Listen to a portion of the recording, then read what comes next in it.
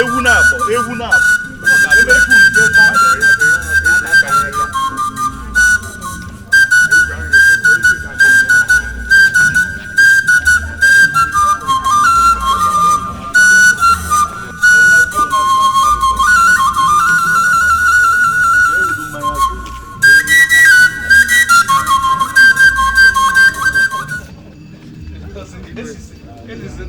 Igwe my eyes no I'm not going to I am distracted now.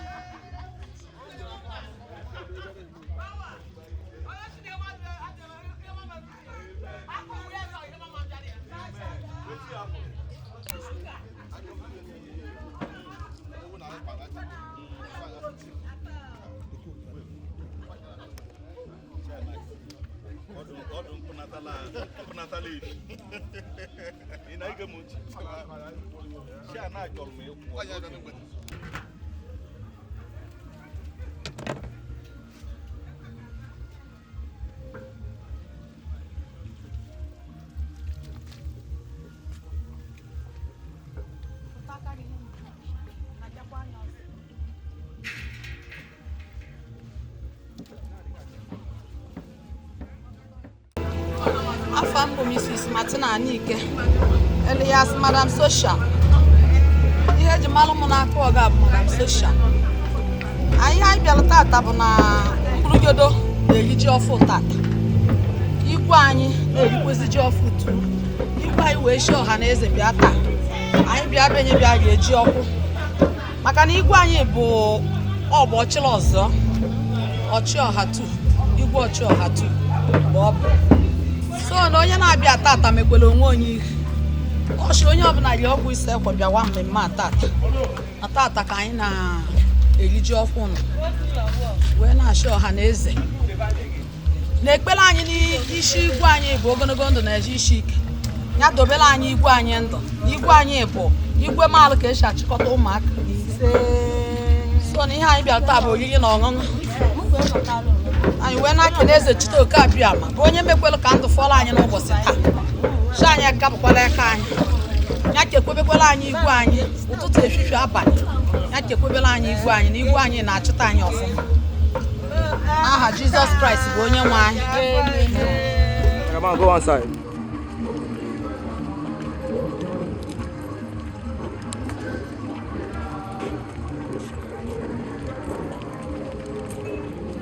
Guide me.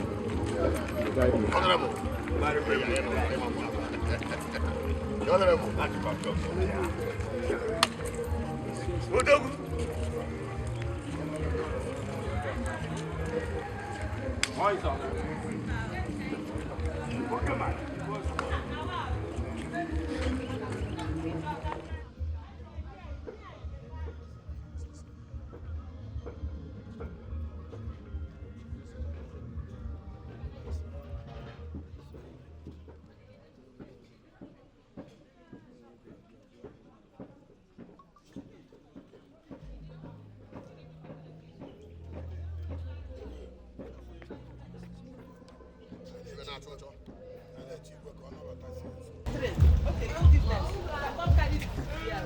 No problem, ma.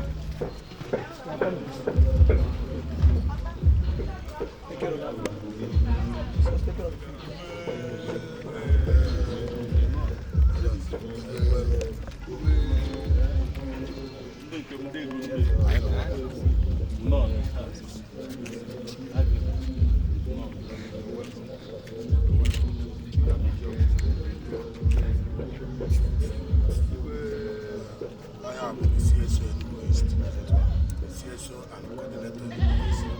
Congratulations.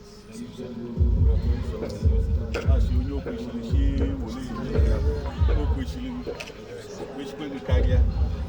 well done. I'm impressed with your outfit. I'm impressed. I'm not gonna go good.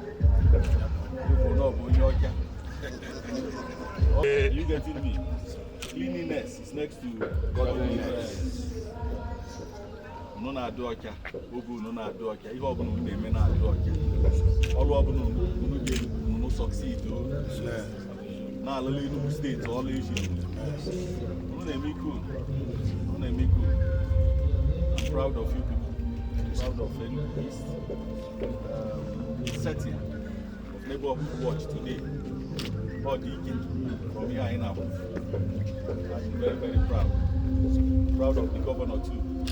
As far as Enugu state is concerned, I don't free to walk around, including other people. It's not like that in other states. It's not like that. I hear to another also in all social media in Akpuoga. So, Chineke mekwe here belly. When you go local government chairman, local governor. You don't go line CSO, local government chairman.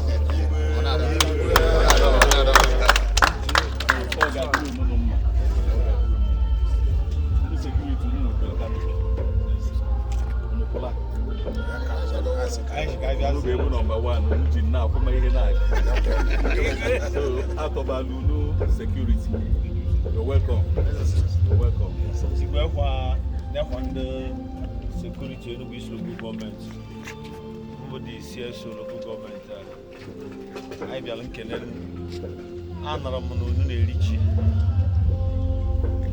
He said, and told me about that.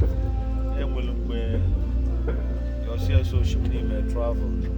Nathan like come that Shaman in a rich. Okay, Gabriel. Igwe chinu we na-eri kenka. Ke akanka akene akanka hono. And also your leadership, your throne no oga bu throne udo. Iga chiko obodo nwanka. Iyoma be ge na abia na obodo no. Nke olu ogwe unu eme na eka nri anyị ga-anọ n'eke. Unu eme na eke kpa nọ n'eka nri. Anyị gbo n'ihe anyị bute mma anyị gbo na aja anyị bute mma. So Igwe be ekene nyu sir. Thank you and God bless you sir. Thank you very much. Thank you.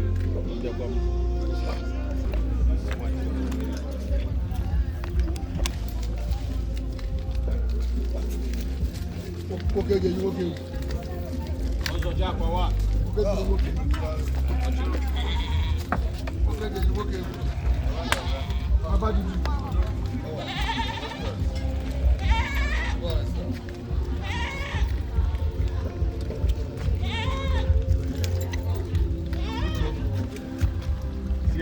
See, my commander, Petrol.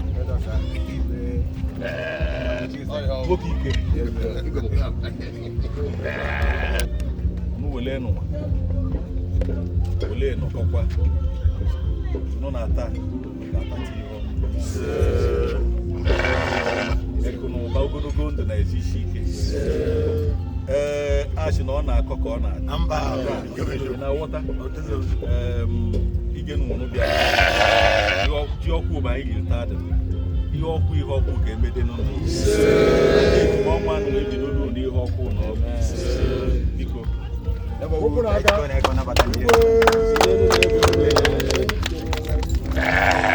Igwe ekene anyị ka na agakwala.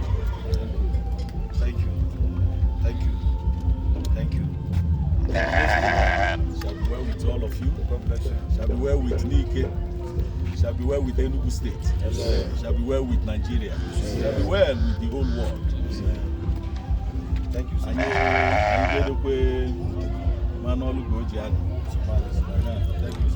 Oh no. Hey man, imitate no eka usongo no without you.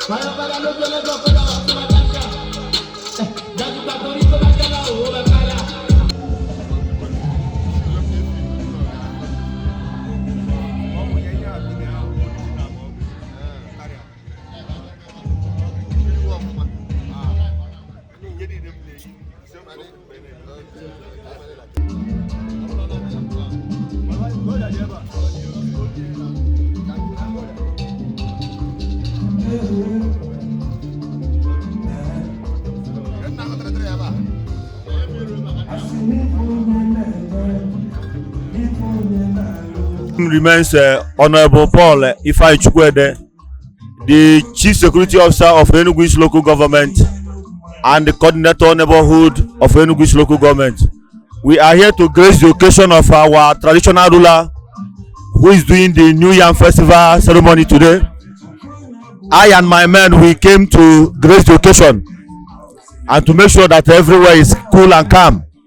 So we are at Akpuoga autonomous community at Igwe's Palace to grace the occasion.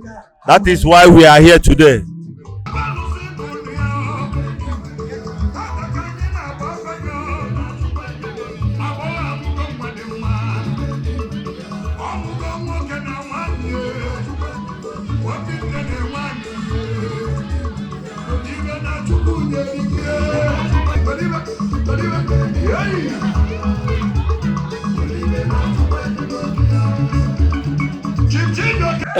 Afamobo Mr. Fidelis Agbon, the Vice PG Nkomoro Obanike Community. anyị bịalụ ebe a maka Igwe bụ Igwe anyị na-eri ji. Sị ka anyị bịa nọnyere ya n'emume iri ji nke Igwe. Ọnya ka anyị ji wee nọrọ ebe a. Abụ m Vice PG. My PG na-abịakwa and others na-abịakwa with us. Thank you.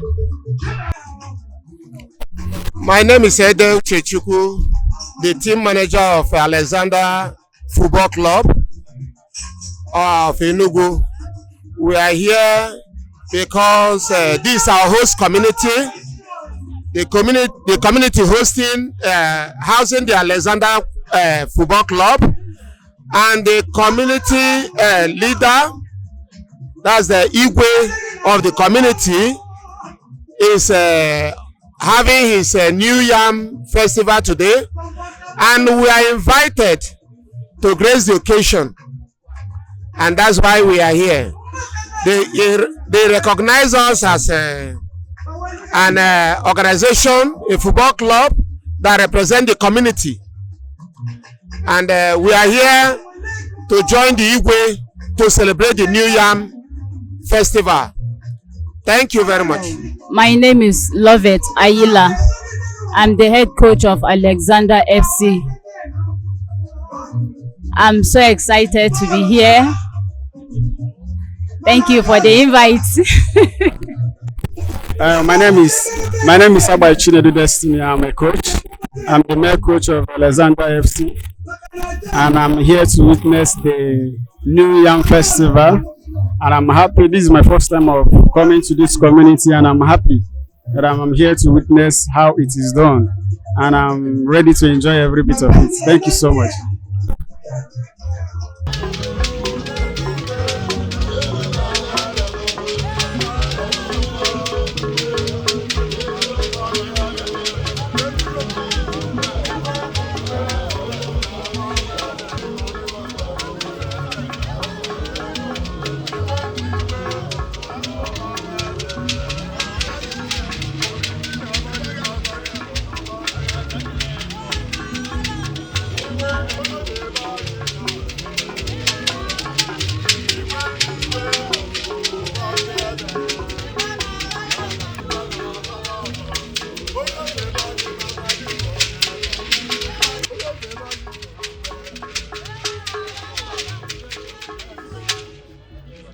Afambo Honorable Williams Okoh, Chairman, Ekobunagi Ogwiga Market Traders Union.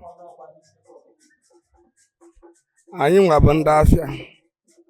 Anyị bịara tata na nke Igwe to celebrate New Yam Festival with Igwe, our loyal father. Anyị na-ekene Chineke maka tata. Anyị na-ekenekwe Chineke n'isi Igwe anyị na isi ndị be anyị ọ na-achị. Anyị kenekwe Igwe otu ọ si support anyị na our market. Na-make sure na-enwe peace and order in our market. Na-enwe any issue. Nye bụ anyị chaji wee bịa to celebrate with him.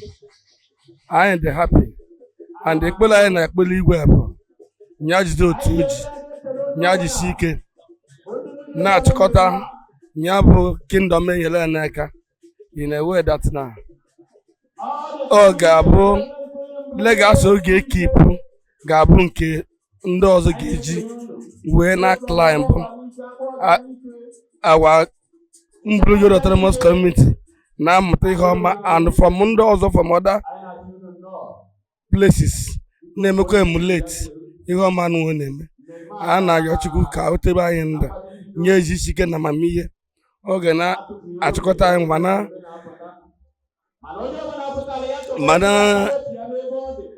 mana medicine asop for all the challenges so na-enwe amicably without any problem. Ọ ga-adịrị anụma every day of his life. Asị m Chukwu bụ eme tata ji were ụta ga-eme ndị na-ebega ebe ga-abịakwa na n'udo na-enwe nsogbu ọbụla n'aha Jizọs Kraịst bụ onye nwe anyị.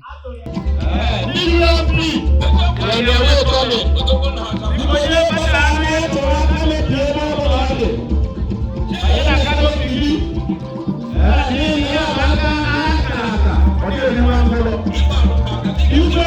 Ochioha the second, Gabriel Nnamchi, His Royal Majesty, Obodo, Abu Mmatu.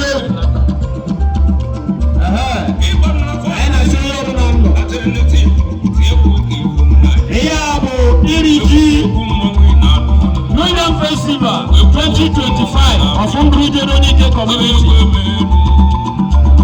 Okikigo. I got the kitchen to tell you what. The man I got in. I know something on. Yeah, you need to because I don't know I don't look idea, and idea is something on. I cannot believe it. You money no the lie. The any night or I go, Manchi, Anthony no the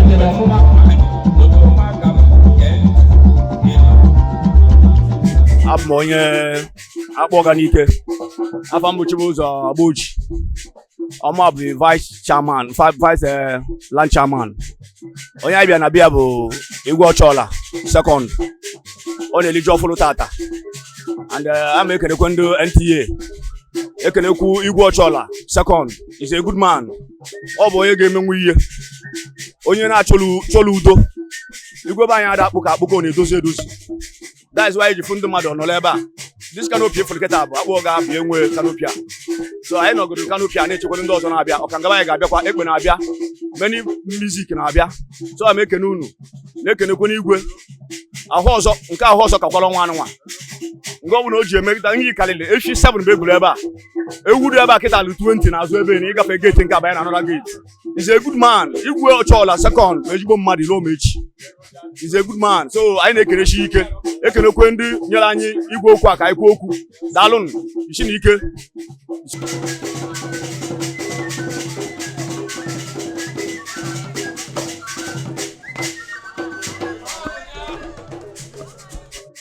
Afambo Chief Ogu Christian.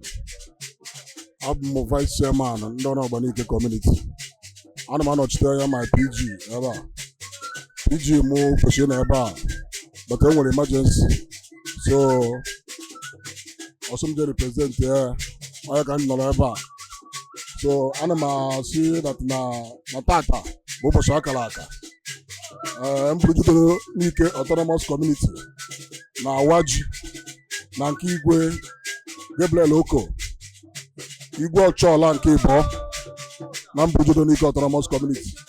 I see ka Chineke na-agọzie ya ebe o shiwote ihe o ji emelu Mbulujodo ihe ya because na nke disi ya pụrụ iche. Anyị na-asị ka Chineke na-agọzie ya ebe o shiwotekwa ya ka o nwee na mmadụ kwuru mmadụ n'aha Jizọs Kraịst bụ Onyenwe anyị. Amen. Ụmụ nwaanyị ụmụ nwoke nọrọ n'ofuma mmemme a ibido kịta. In case you don't understand Igbo, we want to start this event officially. Because I am a parish priest, St. Mary Parish Priest, Akpuoga Nike. Reverend Father Chime. Okay, do I with opening prayer? Because I want to hand the mic to the Reverend Father of St. Mary's Parish, Akpuoga Nike. Calling there in the opening prayers. Because please, officially, let's end this event. I actually did this event with the father of St. Mary's Parish. Akpuoga, Father, you can start. God bless you, sir. Ani enwa ole ani sukolon data maka iri ji ọkụ 2025 na Mbulujodo community.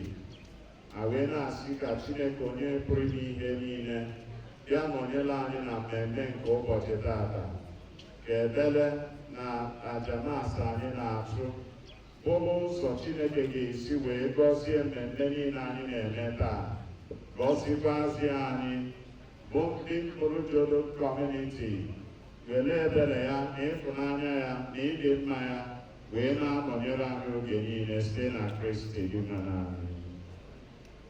N'aha Nna na Nwa na Mmụọ Nsọ. Amen. Onye nwe anyị nọnyere udo, nọnyere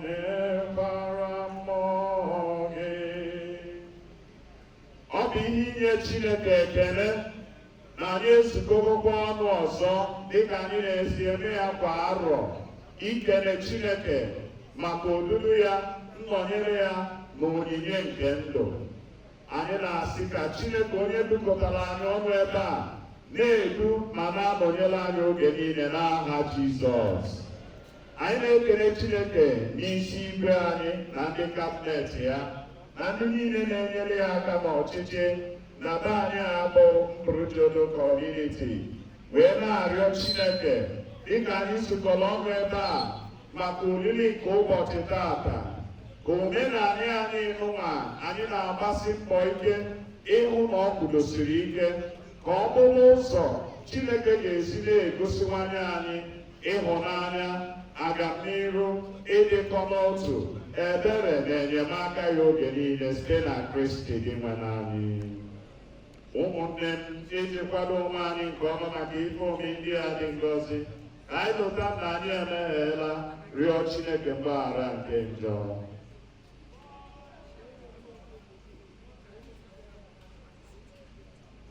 Ekwupụta ngwa Chineke ji ike niile n'ụmụnna m, emeghela m nke ukwuu site n'echiche na okwu na omume na site n'ịrapụ ezi omume kwesịrị na m ga-eme, site na mmehie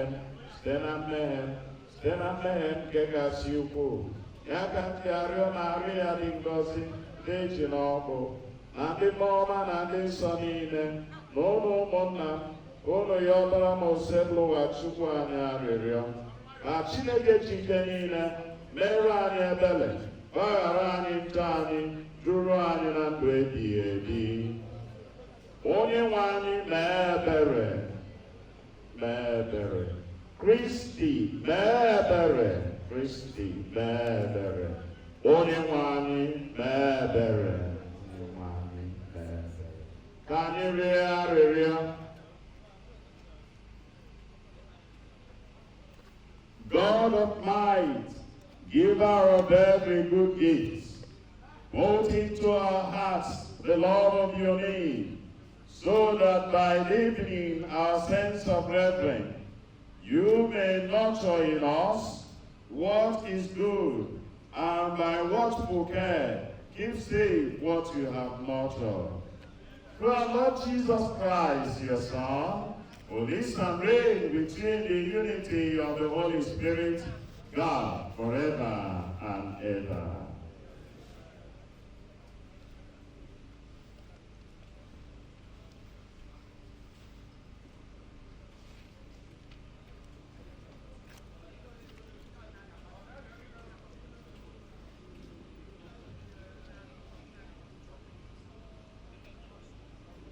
A reading from the letter of St. Paul to the Colossians.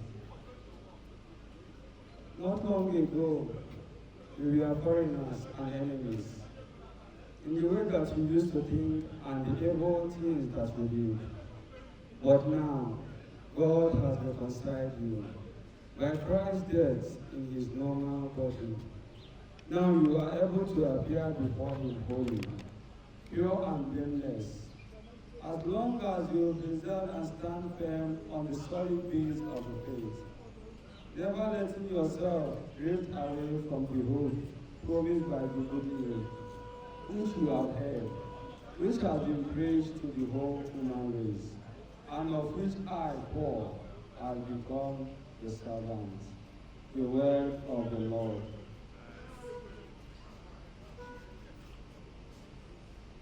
Responsorial Psalms. I have God for my help. I have God for my help. Response.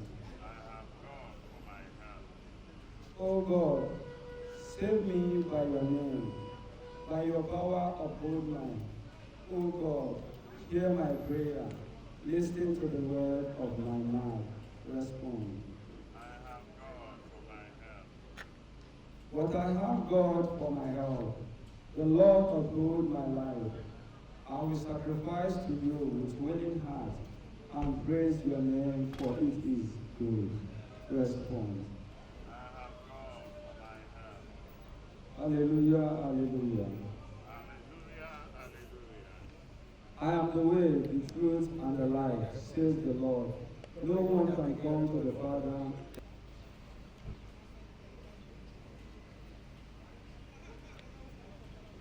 onye nwanyị nọnyere unu.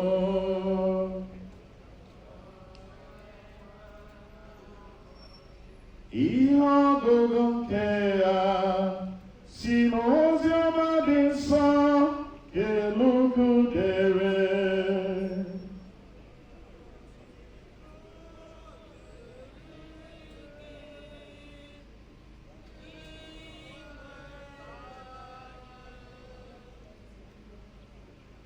Jesu hapụrụ ụlọ nzukọ banye n'ụlọ Simon.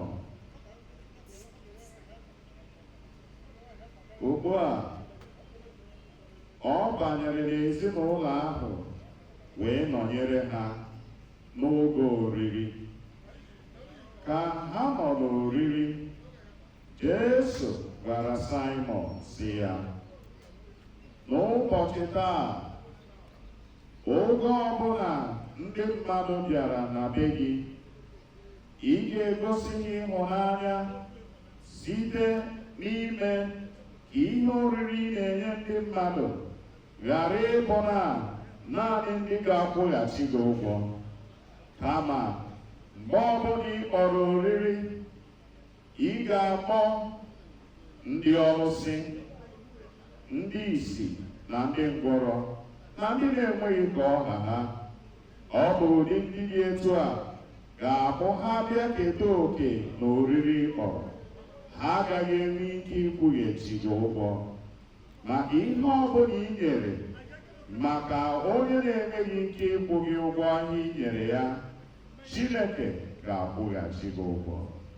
N'ụzọ dị etu a, Jesu sitere n'okwu ndị a niile wee kụziere ndị na-eso ụzọ ya ihe ọ pụtara igosi na ọ ba oriri inye Chineke ekele maka ngọzi ya, maka ebere ya, maka nnọnyere ya.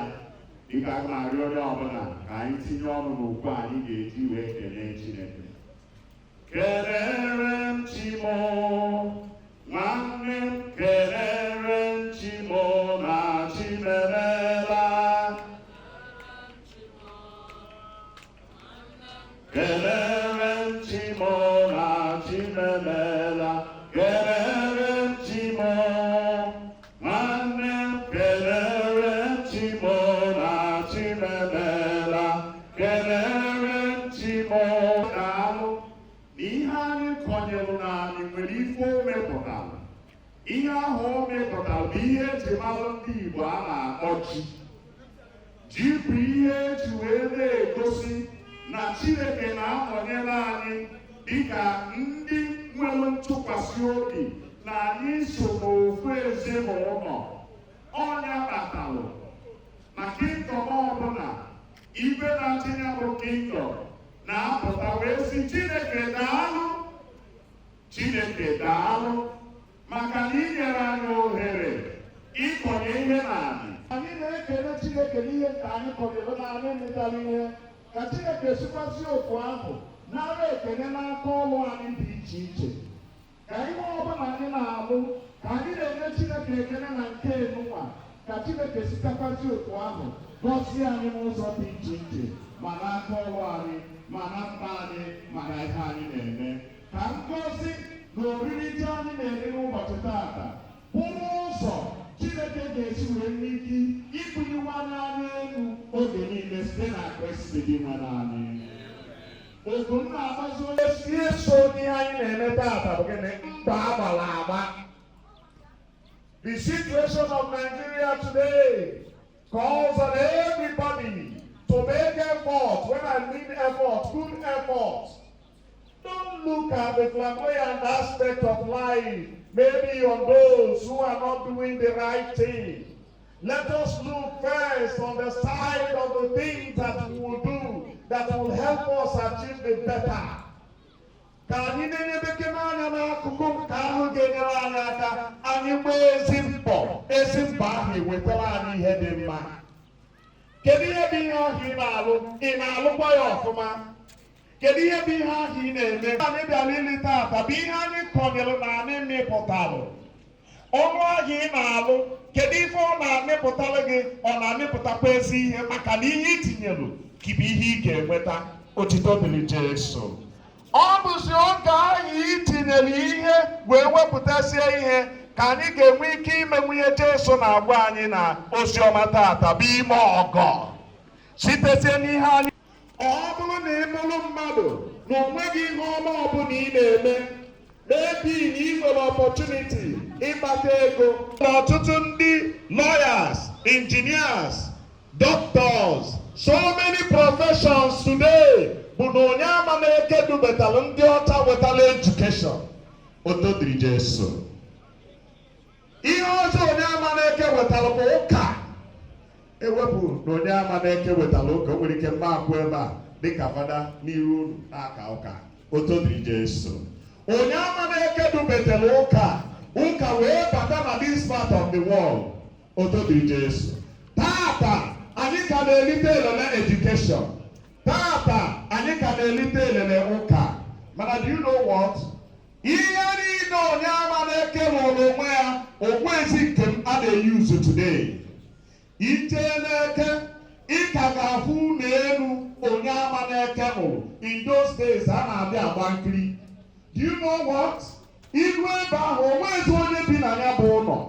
So ihe bi n'ụlọ ebe ahụ bụ gịnị? Oke, ngwere na ọchịcha. Maka gịnị? In those days, the house was so beautiful. And funny enough, onye aka na-eke the short. So all of the house enwere height. Onwezi onye na-abaguzi ebe ahụ maka na the height adịrọ. So ihe ajọ sụrụ close is the thing, the family. Dịka ahụ na-achụ gị ọbụla chụọ ịnọ n'ebe a taa. Kedu ihe ọma ị na-eme a ga-eji chọta gị? Some years to come, none of us will be here. Oge ahụ, kedu ihe a ga-asị eyi mgbe nwoke ahụ ọkụ eziokwu ga-eji narị ya? Eyi mgbe nwoke ahụ n'ụzọ adị ebe a n'ọkụ ya mere ya, kedu ihe a ga-eji lụta gị? Jesu na-agba anyị n'ozi ọma tata ka anyị bụrụ ndị na-eme ọgọ. Maka na oge ọbụla anyị na-eme ọgọ, ngọzi na ebere Chineke ga na-eso anyị. Udo dịrị unu. Ngwa ka anyị bụrụ na ọchịkọkwa ọzọ n'ụbọchị tata. Chukwu onye pụrụ ime ihe niile nara ekele, nara ịja mma niile. Chukwu dị ịfụnanya pụrụ ime ihe niile. Anyị zukọrọ ọnụ dịka ofu kingdom n'ime steeti anyị abụ Enugu. O nwere ihe dị iche iche na-akpa anyị n'ezinụlọ anyị, n'ebe anyị na-alụ ọrụ, n'ebe anyị na-azụ ahịa. Ebe anyị zukọrọ tata, inwe aṅụrị ma kelee gị. Biko meenụ ka aṅụrị na nkele anyị na-enye gị n'ụbọchị tata chụsaa na ndụ anyị ihe ọbụla ga-ewetara anyị nseghachi azụ. Meenụ ka ngọzi enyemaka gị na-eso anyị oge niile. Chukwu onye pụrụ ime ihe niile, ị na-alụ ka ọnọdụ anyị si dịrị n'iche n'iche. Lekwasị n'anya ebere gị n'ebe anyị nọ. Bụrụ anyị maka nke ahụ ka nke mkpụrụ obi. Meenụ ka ihe ọma ahụ anyị na ana m arịọ gị Chukwu onye pụrụ ime ihe niile ka ị gọziere anyị igwe anyị, nye ya ahụ isi ike na ogologo ndụ. Gọzikwazị ala ọlọ ya. Gọziere anyị ndị igwe in council na ndị cabinet ya na all the leaders of all the 4 communities. Akpuoga,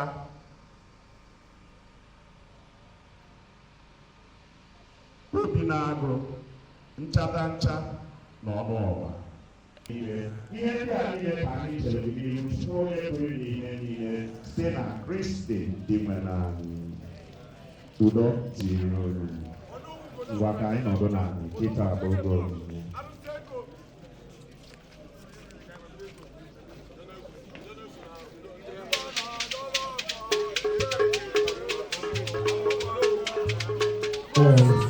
Bukan siapa pun kita. Cara kacago mas.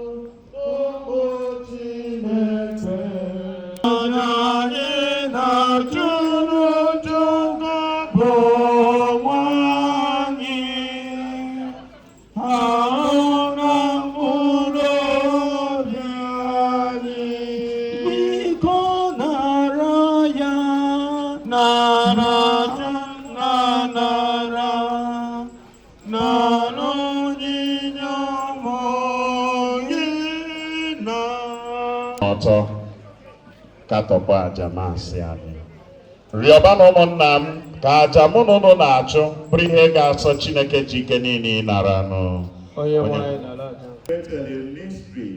He may accomplish in power through Christ our Lord.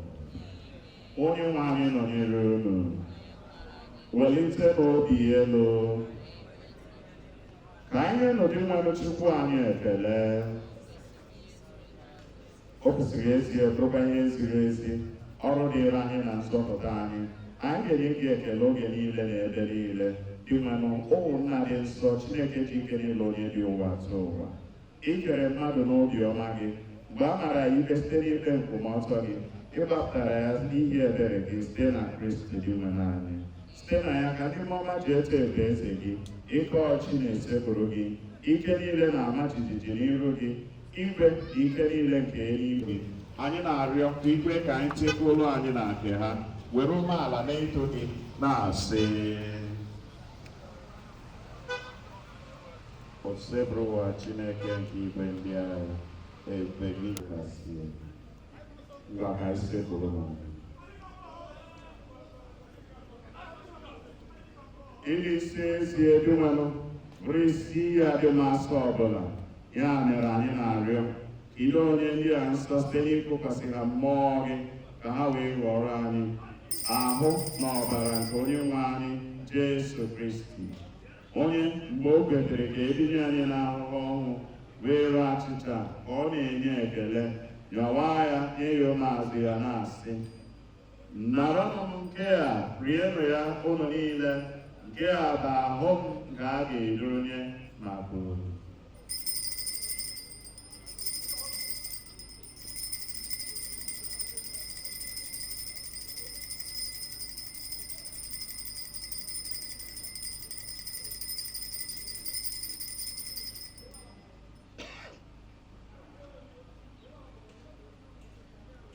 otu ahụ ka o si mee mgbe ha richara nri anyasị o buru iko nsọ ka ọ na-enye ekele onye azụ ya na-asị naranụ m nke a ṅụọnụ ya unu niile nke a bụ iko nsọ nke ọbara m ka ọgba ndụ ọhụrụ na-ebighị ebi agaba ya n'ihi unu na n'ihi ime mmadụ ka e wee gbaghara njọga na-emenụ nke a na ncheta nke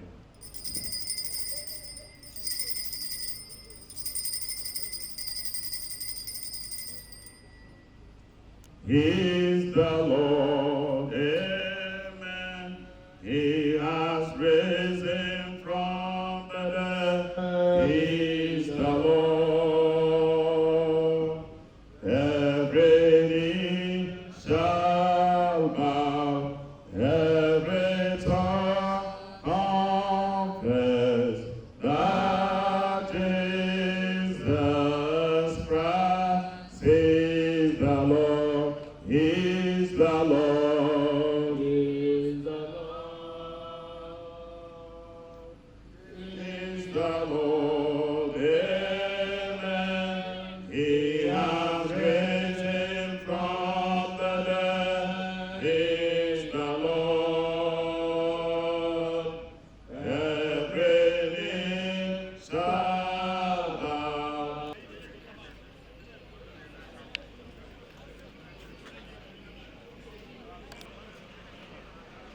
Nwa atụrụ nke Chukwu onye na-ekpochapụ njọ nke ụwa mere anyị ebere.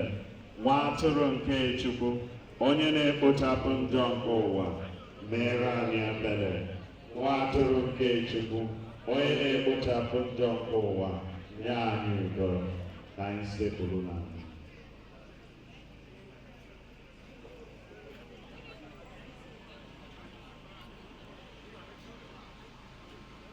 Nenu nwa atụrụ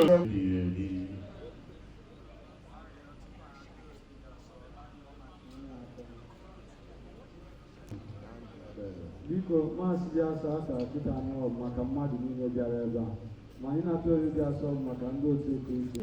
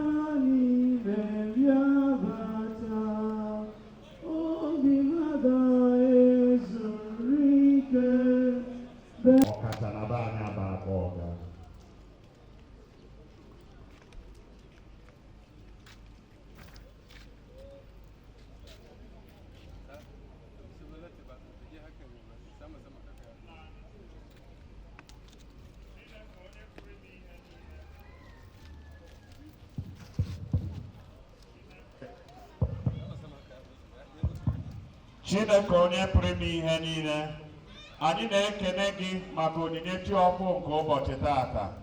Biko gọziela anyị ife tata ka akụlụ ịnụ anyị ga-enwe ebe a tata, wedebewanye anyị nso na ịkpatawanye onwe anyị na ime ka akụlụ nke ụbọchị tata wedebewe anyị nso ebe onwe anyị nọ, ka anyị na-ahụtawanye ndị mmadụ na enyemaka gị. Chukwu pụrụ ime ihe niile, wepụ n'obi anyị nkwụ anya na ekworo, kama ka ị were obi nnabata na aṅụrị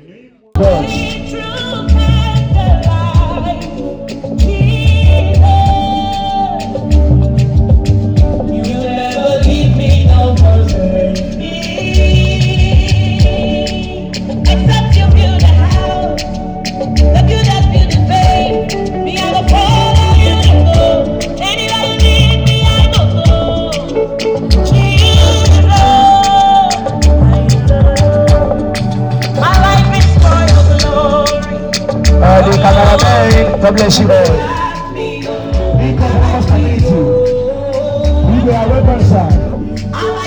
With our own heart, we welcome you today to this wonderful location. Thank you for coming along.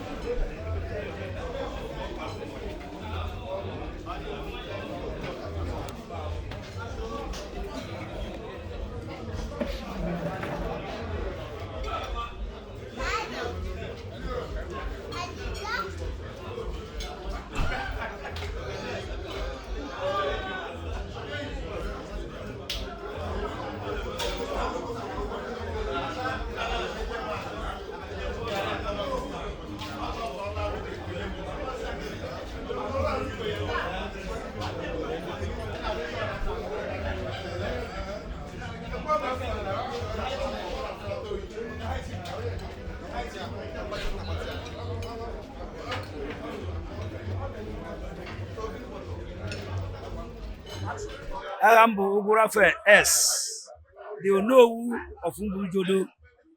Egwozombo Igurube 1 of Mbulujodo. Ya ina emeta adịnụ bụ igwe anyị bụ igwe Ochioha the second of Mbulujodo bụ oriri ji ọhụụ a na-eri ibe niile ka Mbulujodo na-erite adịnụ na be igwe anyị a na-akpọ igwe Ochioha the 2 of Mbulujodo. His Royal Majesty Gabriel Okoh onye bịa kpọrọ ọha na eze ka anyị bịa onye ọbụla bịa rie ji ọhụụ tadịna anyị emewo nke ụtụtụ bụ onye niile a na-egwu egwu bụ ndị asesọs anyị ihe gụọ onye bụ ụgwọ gọrụ n'isi then ọnwa a na-emezigide bụ onye ọbụla bịa hụ n'elu onye bụ ji ọhụụ. Tata bụ 6th of September 2025. Etu a ka anyị si eme almost every year. So obi dị m sọsọ aṅụrị ị na-enye hụ ndị niile bịara ebe a all the dignitaries, my lawyers, local government chairman, everybody bịara ebe a riri ji ọhụụ dadị anya bụghị ndị Mbulujodo ji eme nke ha. Anyị kene m ụlọ. Okay, I am Mr. Chinedu Anyaso, Osigbondo, the Executive Chairman, Independent Petroleum Matters Association of Nigeria, IPMAN, Enugu Depot, in charge of Enugu State, Anambra State, and Obodo State. We are here to join His Royal Highness Ochioha II to celebrate his New Yam Festival, Igwe Akpuoga, and we are with him here to enjoy with him on this special day. Being our landlord, we are invited and we are equally happy to be part of the event. His Royal Highness Igwe Ochioha II is a nice man, a good man, a man that loves his people. And we felt that today we should leave all we are doing to be part of the celebration, to pray to the gods for the new yam which is coming up and to bless the harvest of our people bountifully. So that is why we are here today. Thank you very much. I'm also here with, as you can see, I'm here with many of my ESCO members, ranging from Oyi of Oyi, Ife Malumba. I salute you, my chairman. We are here to grace the occasion of the New Yam Festival of Igwe Ochioha II, Igwe Mbulujodo Nike, Enugu East local government of Enugu State, Nigeria. A wonderful man, a God-sent traditional ruler, a dynamic traditional ruler that loves his people, that loves Nike Kingdom. And that's why God gave him the power and the strength to pilot the affairs of Mbulujodo and the Nike in Jara. So my names are Ndubisi, Ozon Ndubisi Bogota, Ifemeluma of Oyi Kingdom. I salute you. Chief Clement Nnamchi, he's the IPMAN legal advisor. He's the IPMAN legal advisor and the son of the soil. SA on tradition. Yeah, I'm Honorable Nnamchi Clement, the Osigbondo, one of Mbulujodo Autonomous Community, the MD in Qatar, Oil and Gas Limited, a legal advisor to the IPMAN. We are here to celebrate and enjoy with our Igwe, our digital Igwe. He's a good man. We pray that next year be better than this year. We wish him long life and prosperity. Thank you very much.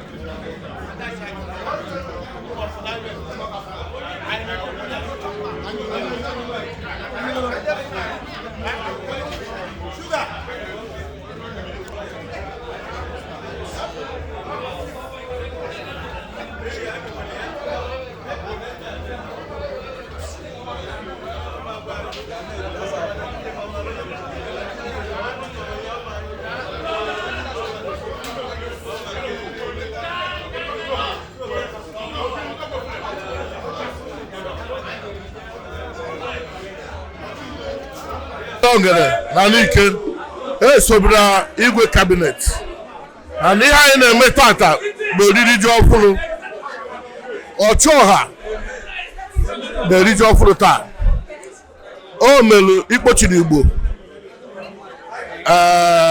invite ka ha bịa nọnyere anyị na mmemme ji ọhụrụ nke taa and kedu isi karịrị happiness bụ kedu isi bụ the highest Ochioha 2 of Mbulujodo n'ike soro ihe a na-eme so that's why anyị ji wee nọrọ today na-alacha aka na-eme ihe na-eme open chọrọ everybody ị na-anya na họl akịta chemba ịnọ kịta nwa ahụ o budo onye ọbụla ụtọ a na-eri na-aṅụ ụdị ihe ọbụla ị chọrọ dị anyị na-asị Chineke gozie Ochioha bụ Igwe Gabriel Nnamchi Okoh Chineke gozie ya n'ụsọ mbọdị anyị tụkwasịrị obi ga-edula anyị na promised land anyị na-asị Chineke nye ya ogologo ndụ n'ala isi ike oge eji wee na-achị anyị wee na-aga ya ka anyị na-ayọ Chineke na ihe niile na-eme taa Chineke nyere anyị ogologo ndụ n'ala isi ike that's why anyị ji wee nọrọ tata chịkwa ka udo na-achịrị obodo anyị ka udo na ịhụnanya na-achịrị obodo anyị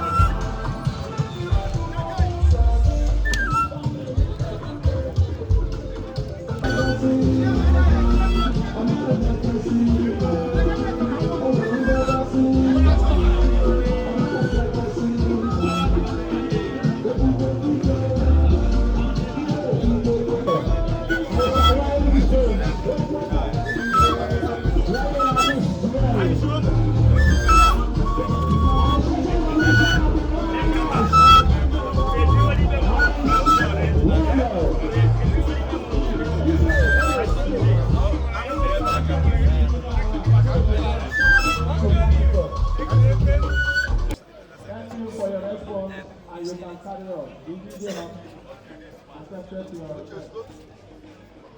What's match with all this match? They are one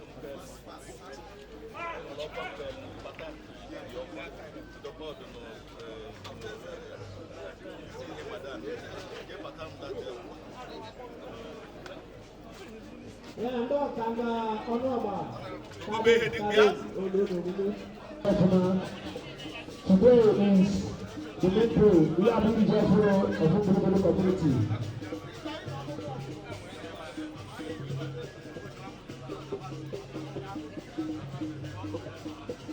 I need to know about it and this their crew. Come on, of prices of the good money.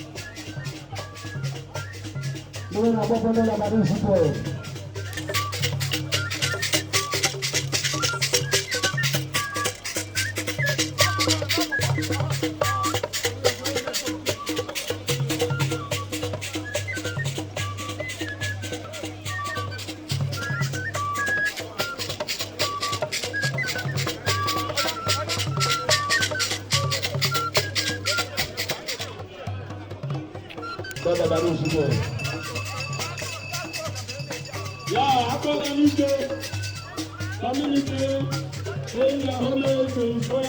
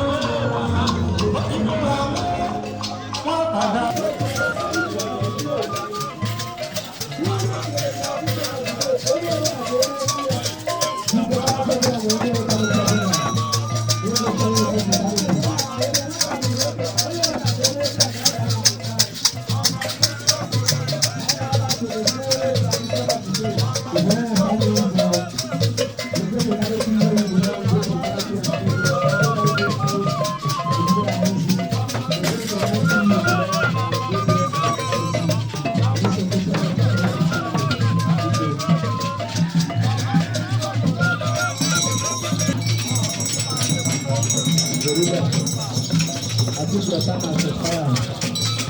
Let's go back to operations today.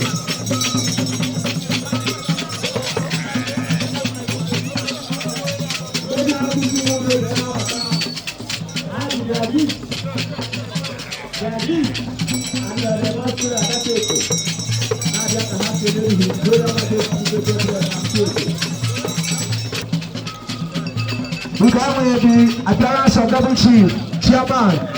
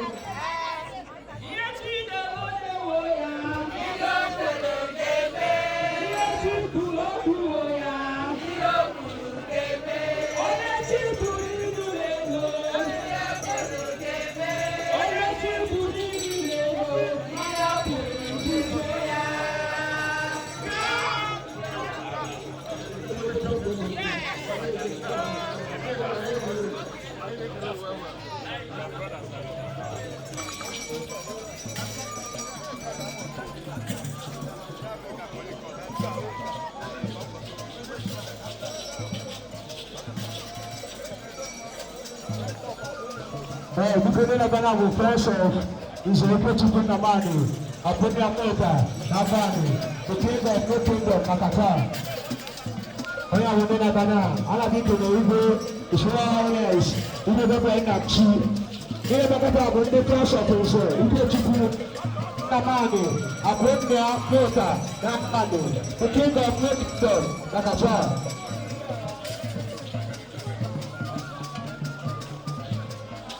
Okay, we can have it. Chabana no show. King of no kingdom. Nakatana no boy. Ana make a show ines. We will be Nnamchi. Prince. Representative to put the money above the Amopa. Nabani. The king of no kingdom. Nakata. You are very welcome.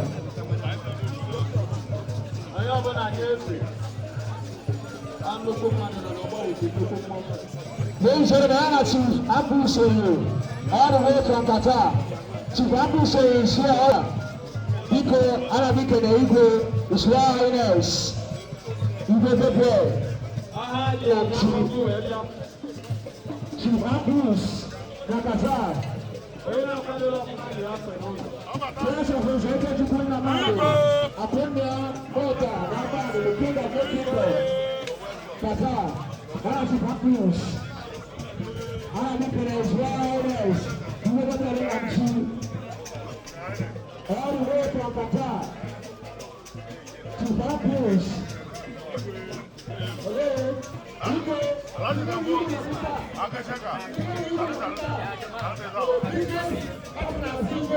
From Qatar, Don't Qatar, damage.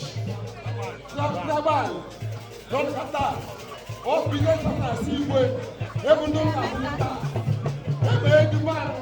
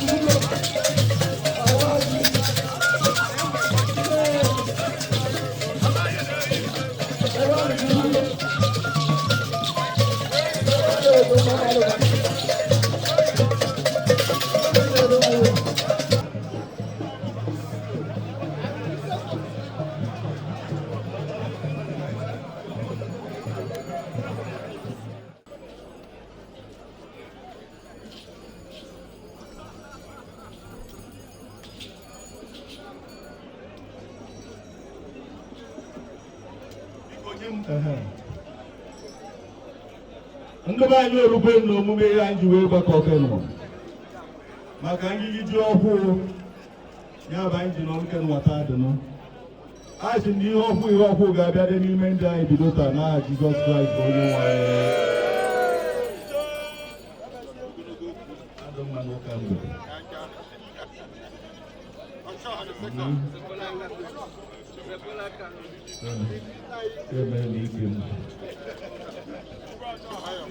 Anyị ka na-amụkwa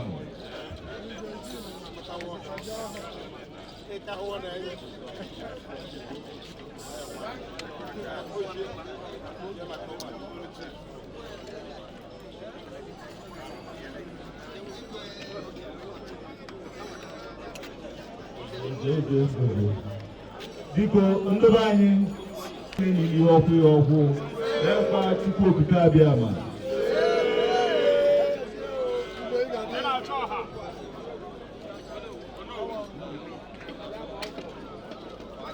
biko Israelis debe Nnamchi awagochi okoko magana usoro bani Igwe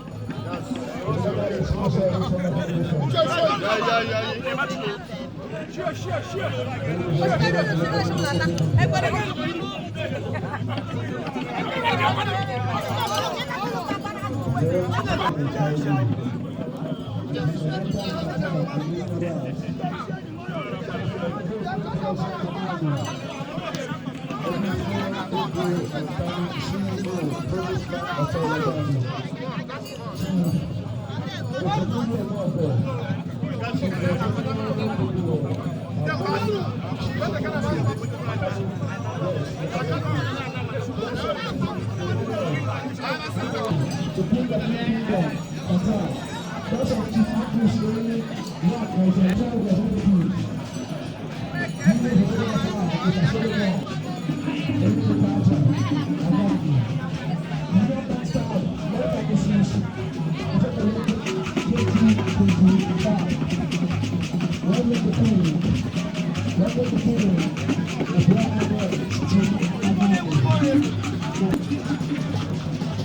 Ourselves, wherever to be down, keep your photo, hit me down. I do have a new the Holy Center.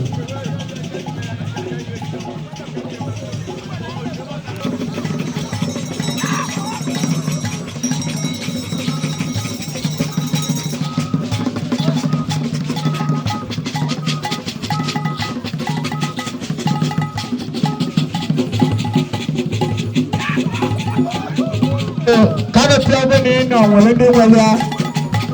Then we just buy a canopy for the week, so you do have a shoe.